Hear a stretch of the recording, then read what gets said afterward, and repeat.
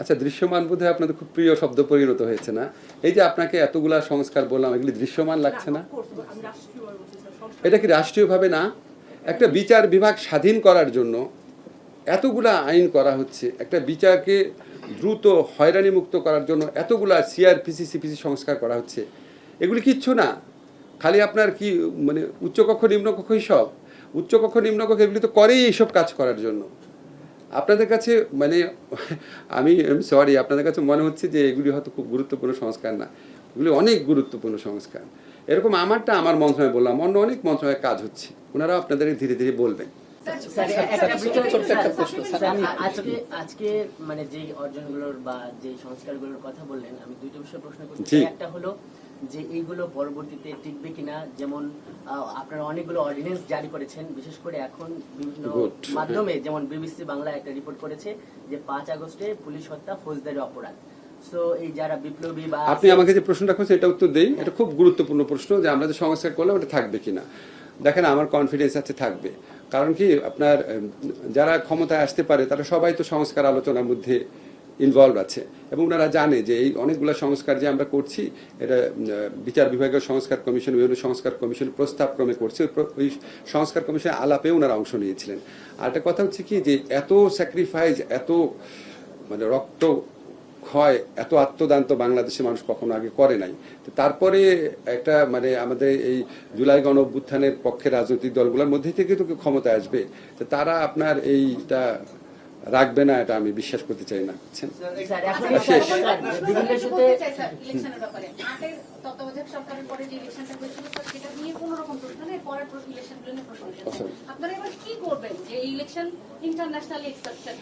আটের ইলেকশন নিয়ে প্রশ্ন নাই, এটার সাথে আমি দ্বিমত পোষণ করি।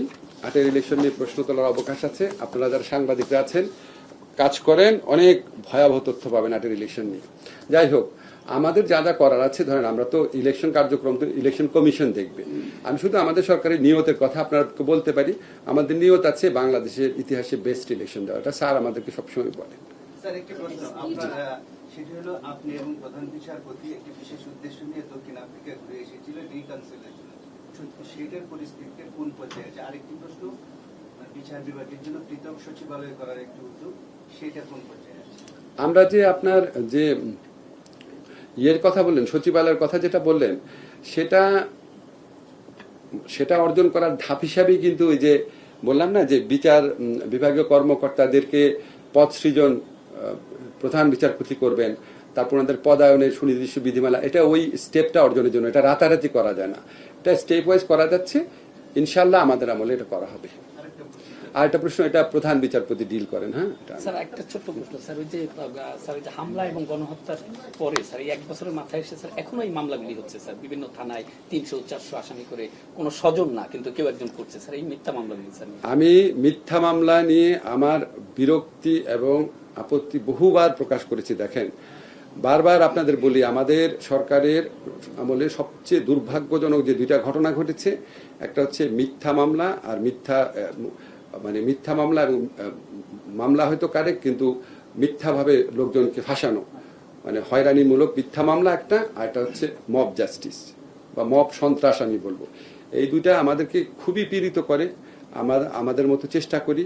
আর মিথ্যা মামলা ঠেকানোর জন্য বা এই মামলাতে অভিযুক্তদের রিলিফ দেওয়ার জন্য আমরা ফৌজদারি কার্যবিধির সংশোধন করে এই আইন করেছি যে পুলিশ চূড়ান্ত রিপোর্টের জন্য অপেক্ষা না করে একটা মানে প্রিলিমিনারি প্রতিবেদন তৈরি করে, এটা পুলিশ সুপার নির্দেশনা যে প্রিলিমিনারি প্রতিবেদন তৈরি করে আদালতে দিবে।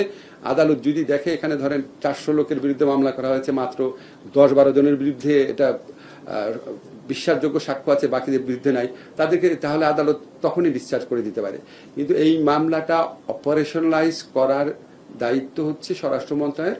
ওনারা অলরেডি কিছু উদ্যোগ নিয়েছে, ইনশাআল্লাহ কিছুদিনের মধ্যে এটা সুফল পাবেন। স্যার, একটা প্রশ্ন নেবেন স্যার, সেটা হলো যে 15 জুলাই থেকে 8 আগস্ট পর্যন্ত লাস্ট কোয়েশ্চেন। হ্যাঁ, একটা অর্ডিন্যান্স জারি করেছেন স্যার আপনারা, মানে দায় মুক্তি দিয়ে যে যা হয়েছে। এখন স্যার নতুন করে বিভিন্ন জায়গায় আমার এটা বিষয় প্লিজ, আমার এটা বিষয় জুলাই ঘোষণাপত্র এগুলোতে মানে না, আমি এগুলো নিয়ে কথা বলবো না, এটা নিয়ে কথা বলেন, আমি এগুলো নিয়ে পরে কথা বলবো। হ্যাঁ বলেন। হ্যাঁ জি। অফিসার যেভাবে বলছে সেই সময় ঠিক। হবে কিনা, তার আগে স্যার আপনাদের যে ম্যান্ডেট গণহত্যার বিচার এবং সংস্কার, এই 1 বছরের সরকার সংস্কারের জায়গাটা কোন জায়গায় আসলে দৃশ্যমান করতে স্যার? আচ্ছা, দৃশ্যমান বোধহয় আপনাদের খুব প্রিয় শব্দ পরিণত হয়েছে না? এই যে আপনাকে এতগুলা সংস্কার বললাম, এগুলি দৃশ্যমান লাগছে না? of course, আমি রাষ্ট্রীয়ভাবে বলছি স্যার, সংস্কার এটা কি রাষ্ট্রীয়ভাবে না? একটা বিচার বিভাগ স্বাধীন করার জন্য এতগুলা আইন করা হচ্ছে, একটা বিচারকে দ্রুত হয়রানি মুক্ত করার জন্য এতগুলা সিআরপিসি সিপিসি সংস্কার করা হচ্ছে, এগুলি কিচ্ছু না। খালি আপনার কি মানে উচ্চকক্ষ নিম্নকক্ষই সব? উচ্চকক্ষ নিম্নকক্ষ এগুলি তো করেই এইসব কাজ করার জন্য। আপনাদের কাছে মানে আমি সরি, আপনাদের কাছে মনে হচ্ছে যে এগুলি হয়তো খুব গুরুত্বপূর্ণ সংস্কার না, এগুলি অনেক গুরুত্বপূর্ণ সংস্কার। এরকম আমারটা আমার মন্ত্রণালয় বললাম, অন্য অনেক মন্ত্রণালয়ে কাজ হচ্ছে, ওনারা আপনাদের ধীরে ধীরে বলবেন। স্যার, এর সাথে যে গণহত্যার বিচার এবং নির্বাচন সময়সীমাটা তা- কি আছে? আচ্ছা, গণহত্যার বিচারে কি সময়সীমা বলা যায়? নির্বাচনের সময় নির্বাচনের সময় তো জাস্ট ওয়েট করেন, কিছুদিনের মধ্যে ঘোষণা শুনবেন। ঠিক আছে। অনেক ধন্যবাদ।